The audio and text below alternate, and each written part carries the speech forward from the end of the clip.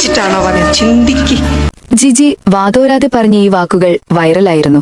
എങ്ങനെ നല്ല ദമ്പതികളാവാമെന്ന് എല്ലാവർക്കും ക്ലാസ് എടുക്കുന്നതാണ് ജിജിയുടെയും ഭർത്താവ് മാരിയ ജോസഫിന്റെയും പതിവ്. ഭർത്താവിന്റെ തെറ്റിൽ എവിടെയാണ് മുടി നരച്ചിരിക്കുന്നത് നിങ്ങൾ കണ്ടിട്ട് എത്ര നാളായി? തൃശൂർ ചാലക്കുടിയിലെ ഫിലോകാലിയ ഫൗണ്ടേഷന്റെ പ്രധാന പ്രവർത്തനം തന്നെ ഇത്തരത്തിലുള്ള മോട്ടിവേഷൻ പ്രസംഗങ്ങളാണ്.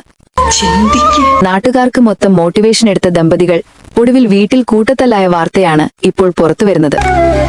ഒരു ദിവസം എത്ര പ്രാവശ്യം മുത്തം കൊടുക്കുന്നുണ്ട്? ദാമ്പത്യത്തെക്കുറിച്ച് വർഷങ്ങളായി കിടിലൻ ക്ലാസ് എടുത്തിരുന്നവർ കഴിഞ്ഞ ഒരു വർഷമായി അകന്നു കഴിയുകയായിരുന്നു. വഴക്ക് പറഞ്ഞു തീർക്കാൻ ജിജി ഭർത്താവ് മാരിയുടെ വീട്ടിലെത്തിയത് കഴിഞ്ഞ ദിവസമാണ്.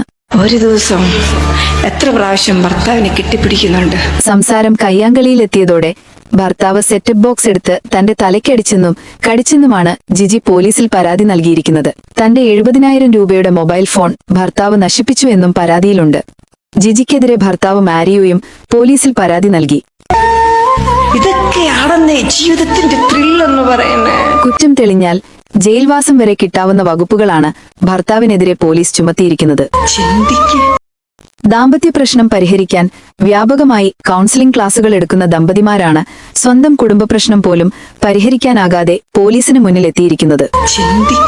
ഈ വാർത്ത ഇഷ്ടമായാൽ സബ്സ്ക്രൈബ് ചെയ്യൂ. സൈബർ വിലാസം മീഡിയ നെറ്റ്വർക്ക്.